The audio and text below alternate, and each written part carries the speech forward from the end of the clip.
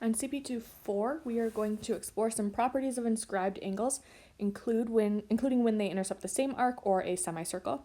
We're also going to talk about cyclical quadrilaterals and talk about arcs between two parallel lines. So we're going to think about APB and angle AQB. So angle APB is right here, and angle AQB is right here. So I'm looking at this angle and this angle. And I know that yellow angle will be half as big as arc AB, which I'm coloring red right here. So I'm going to say angle P is half arc AB. And I know that green angle, angle Q, is also going to be half that red arc because it's inscribed.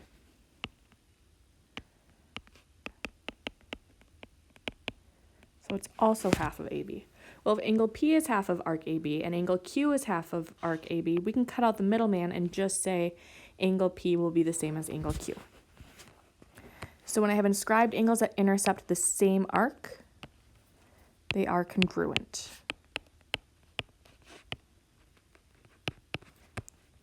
So if I have a picture like this,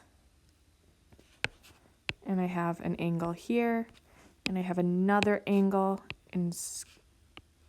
intercepting the same arc, I know this angle and this angle will be the same even without having to know that arc. Then I'm going to think about what happens specifically when I have an angle that's intercepting a diameter or a semicircle. So I know AC is going to be a diameter, and I know that because they drew in the center of the circle, and I can see it's going through that. If I don't see the center of the circle, I don't want to assume it's a diameter. If I look just at this angle B, I know that angle will be half as big as this arc.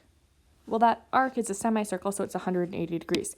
Half of my semicircle then is 90 degrees. The same thing happens with angle D here. I know that this angle works out to be half as big as this arc. Since that arc was a semicircle, half of a semicircle is 90 degrees. So anytime angles are inscribed in a semicircle, they have to be 90 degrees. The word cyclical just means that all vertices are on the circle and that the sides are chords. So if I have a cyclical quadrilateral, that just means I have a quadrilateral where every single vertice is on the circle and all of the sides are chords, meaning they're entirely inside that circle. So something like this.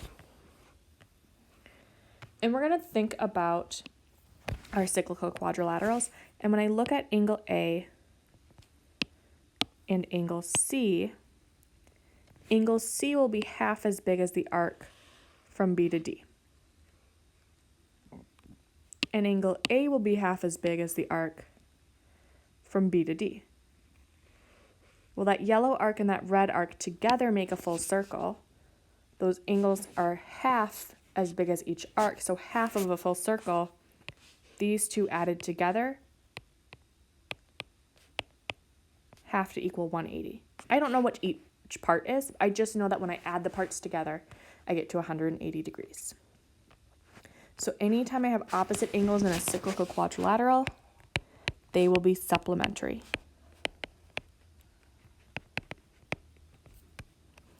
In other words, if I have a circle and I have a quadrilateral inside of it, and I put A, B, C, and D in each angle there, I know that A plus C equals 180, and I know B plus D equals 180.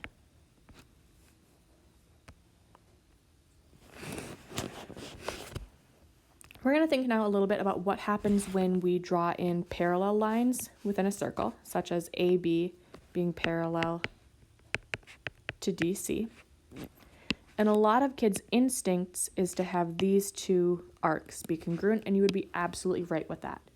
Anytime your lines here are parallel, because we have the same distance going across anywhere between those two lines. The same thing happens even if that distance is curved. So if we have parallel lines, they will intercept congruent arcs in a circle. So if I know I've got a circle and I know the chords in it or the secants in it even are parallel, then I know my sides are congruent. So we're going to do some examples. I know angle CAB is 140, so I'm going to fill that into my picture. And I'm looking for the measure of angle BDC, which is right here. I can take that 140 and say, well, that's my central angle, so my arc must be 140 as well. Angle BDC is inscribed, so it's half as much as my arc, so it's 70.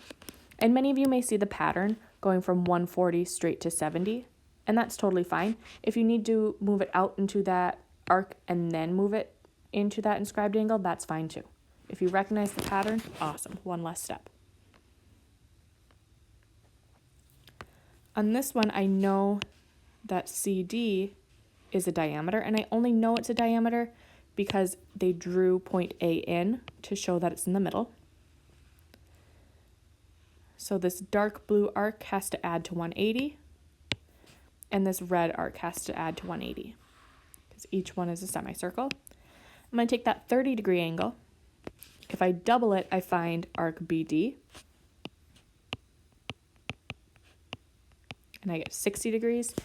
Y and 60 degrees have to add to 180, so 180, take away the 60 that I know, I get 120 degrees. I'm going to work just the opposite way now to solve for x. I know D to E is 85 degrees. I know D to E plus E to C has to equal 180. So I'm going to do 180 minus the 85 I was given and get 95 degrees for that arc. To find x, then I'm just cutting that in half. Half of 90 is 45, plus half of 5 is 2.5, so I get 47.5 degrees.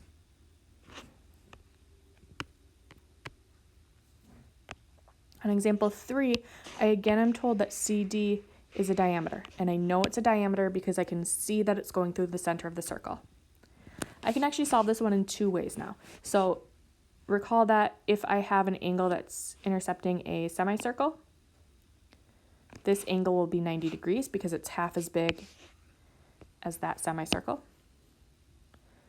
Then I know that angle D will be half of 120, so 60, because it's intercepting that 120-degree arc. And then I can use my triangle and say, well, I've had 90 degrees plus 60 degrees. There's only 30 left for x. My other option is to say that this entire arc here is also a semicircle. I've used 120, so B to D has to be 60, and half of 60 gives me x, which is 30. Either way, you're getting the same answer. It's just a personal preference of would you rather work with the semicircle or work with the triangle. We're going to skip that problem. We're going to do this one. So in this cyclical quadrilateral, the angles across from one another always have to add to 180. So I'm going to start with Z and 87. They have to add to 180 degrees. 180 minus 80 is 100, minus 7 more. Z is 93 degrees. Then I know that X is going to be half as big as the entire arc that it's intercepting, which is 74 plus 86, so 160 total there. Half of 160 then is 80 degrees. To figure out y, I'm going to take my 87 degrees, and if I double it, I find this entire green arc. 80 times 2 is 160, plus 7 times 2 is 14, so the entire green arc is 174. I used 74 over here in that part between B and D, so I've got 100 left for y. If my angles are inside, but it's not on the vertex, so it's not in the middle of the circle, the angle is going to be half the sum of the arcs. In other words, if I want this angle, I'm going to add x and y and divide by 2.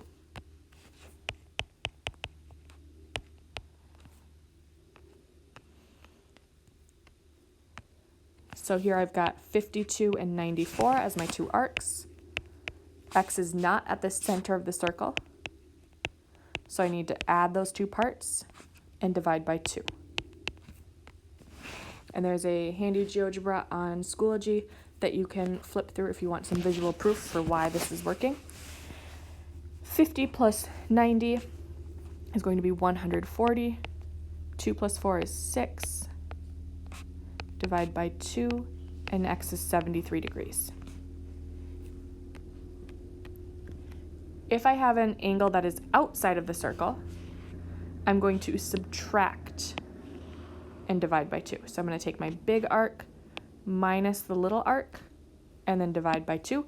And this works even if my angle is more drawn like this. Okay, you're still doing the big arc minus the little arc.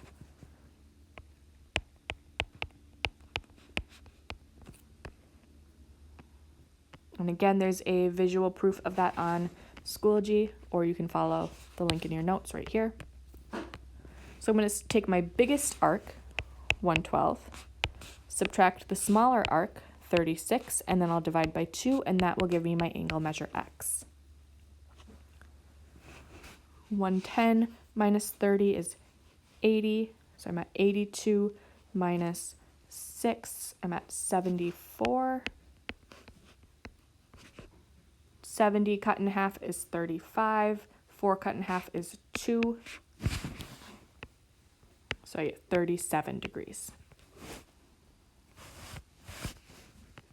Here's a cheat sheet for you. So your vertex is at the center. The measure of the angle is just the measure of the arc. Okay. So your central angle just equals your arc. If it's on the circle, so it's an inscribed angle, it's half the arc, which also works out to be half the central angle.